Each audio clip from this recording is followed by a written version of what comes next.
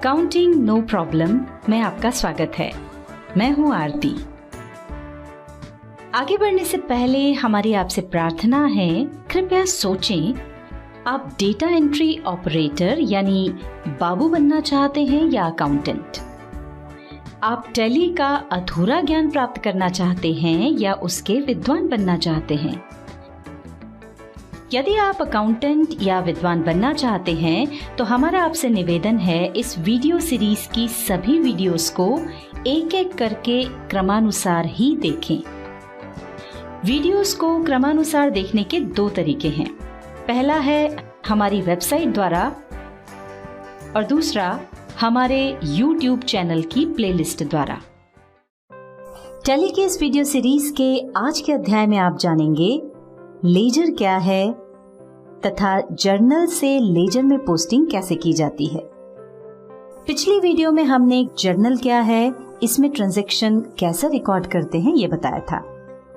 अब हम आगे बढ़ते हैं और देखते हैं कि हमने जो ट्रांजैक्शन रिकॉर्ड किए हैं उनके आधार पर हमसे कोई पूछे कि कुल कितने रुपए नकद आए और कितने रुपए नकद गए और कितने बचे हैं, तो हम क्या और कैसे जवाब देंगे। तो यहाँ हमें जर्नल में कैश अकाउंट से संबंधित एक एक एंट्री को ढूंढना होगा और फिर उनका जोड़ बाकी करके ये बताना होगा कि कुल कितने रुपए नकद आए, कितने गए और क्या बचा है।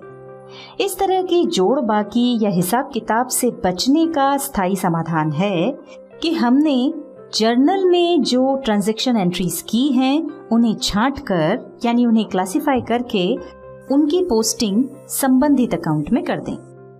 इसे एक उदाहरण से समझ लेते हैं। जैसे कि हमारे जर्नल में कैश अकाउंट से संबंधित जितने भी ट्रांजैक्शन हैं हम उन्हें छांट लेंगे और फिर एक एक करके उनकी पोस्टिंग कैश अकाउंट में कर देंगे और इसी तरह जर्नल की सभी एंट्रीज छांट कर यानी उन्हें क्लासिफाई करके उनकी पोस्टिंग संबंधित अकाउंट में कर देंगे। टैली की इस वीडियो सीरीज में हमने आपको पहले बताया था कि अकाउंट यानी खाता क्या होता है। चलिए एक बार फिर आपको समझा देते हैं कि खाते क्या होते हैं। जब किसी व्यक्ति विशेष वस्तु, सेवा या आय व्यय इत्यादि से संबंधित समस्त लेन देन एक निश्चित स्थान पर तिथिवार और नियमानुसार रखे जाते हैं तो उसे खाता यानी अकाउंट कहते हैं। किसी भी खाते के दो पक्ष होते हैं, डेबिट साइड और credit side. Debit side left की तरफ होता है और क्रेडिट साइड राइट की तरफ होता है। इसका प्रारूप भी हम फिर से बता देते हैं। ये देखिए, ये इस तरह से होता है। जब बहुत सारे अकाउंट किसी पुस्तक में रखे जाते हैं तो उस पुस्तक को लेजर कहते हैं और हम अपने सभी खातों को एक स्थान पर बना रहे हैं तो ये स्थान हमारा लेजर कहलाएगा। हमारी पहली एंट्री कैपिटल अकाउंट से संबंधित है तो पहले हम कैपिटल अकाउंट बना लेते हैं। ये देखिए, हमारा कैपिटल अकाउंट बन गया है। अब हम देखते हैं कि जर्नल में कैपिटल अकाउंट से संबंधित कितनी एंट्रीज हैं।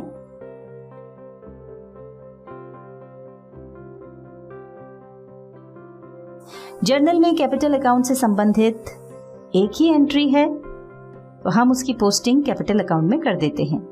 यहाँ पर एक महत्वपूर्ण बात ध्यान रखें कि हम जिस भी एंट्री की पोस्टिंग करेंगे वो जर्नल में यदि क्रेडिट की है तो अकाउंट में भी उसकी पोस्टिंग क्रेडिट में ही होगी और यदि जर्नल में वो एंट्री डेबिट की है तो अकाउंट में उसकी पोस्टिंग डेबिट में ही होगी। ये देखिए, हमारी पहली एंट्री में कैपिटल अकाउंट 1 लाख रुपए से क्रेडिट हुआ है और हम जिस अकाउंट में पोस्टिंग करने जा रहे हैं उसका नाम भी कैपिटल अकाउंट है। तो क्या यहाँ कैपिटल अकाउंट के अंदर 1 लाख रुपए कैपिटल अकाउंट के ही क्रेडिट करेंगे? ये तो ठीक नहीं लग रहा है। और ऐसा करते भी हैं तो इस अकाउंट में देखने से ये मालूम नहीं पड़ता कि हम जिस एंट्री की पोस्टिंग कर रहे हैं उसका प्रभावित होने वाला दूसरा पक्ष कौन सा है। जैसा कि आप देख रहे हैं, यहाँ दूसरा पक्ष कैश है। तो इसका समाधान ये है कि हम इसकी पोस्टिंग तो क्रेडिट में ही करें, सिर्फ इस एंट्री के साथ प्रभावित होने वाला जो दूसरा अकाउंट है जो कि यहाँ पर कैश अकाउंट है उसका नाम यहाँ लिख दें।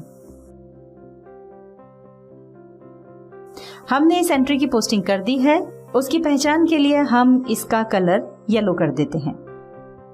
अब हम कैश अकाउंट बना लेते हैं और जर्नल में कैश से संबंधित जितनी भी एंट्रीज है उन्हें देख लेते हैं। ये देखिए, कैश से संबंधित सारी एंट्रीज को हमने हाईलाइट कर लिया है।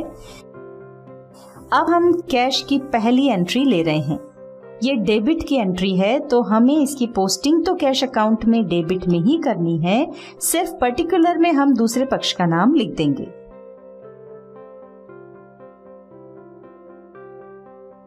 इसी तरह कैश अकाउंट से संबंधित बाकी सभी एंट्रीज हम कर लेंगे।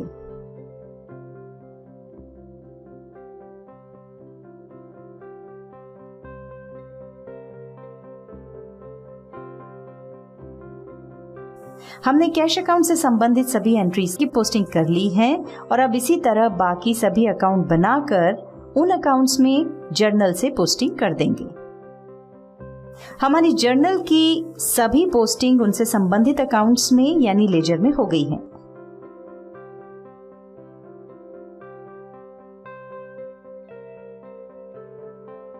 अब हम एक बार देख लेते हैं कि कोई एंट्री छूटी तो नहीं है।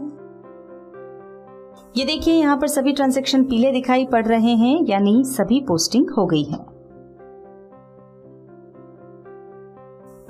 अब हम इन सभी अकाउंट्स के दोनों पक्षों की जोड़ लगा लेते हैं, साथ ही दोनों पक्षों का डिफरेंस भी निकाल लेते हैं।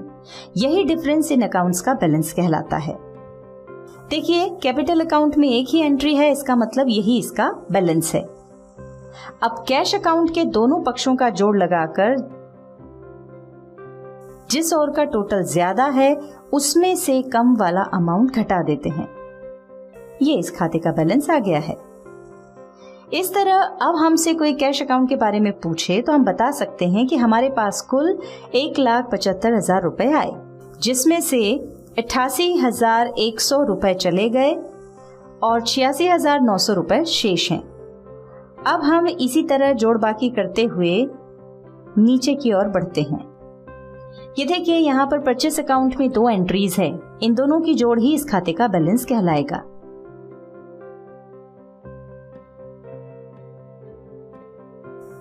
अभी हमने सारे खातों का बैलेंस देख लिया, अब आगे समझते हैं। टैली में हमें पोस्टिंग का काम नहीं करना पड़ता है। जब हम अलग अलग वाउचर के माध्यम से जर्नल एंट्रीज करते हैं तो उसके साथ ही पोस्टिंग भी अपने आप हो जाती है। इसके बाद वाली वीडियो में हम आपको बताएंगे कि ट्रायल बैलेंस क्या है तथा हमने लेजर में जो पोस्टिंग की है उसके आधार पर हम तलपट यानी ट्रायल बैलेंस कैसे बनाते हैं।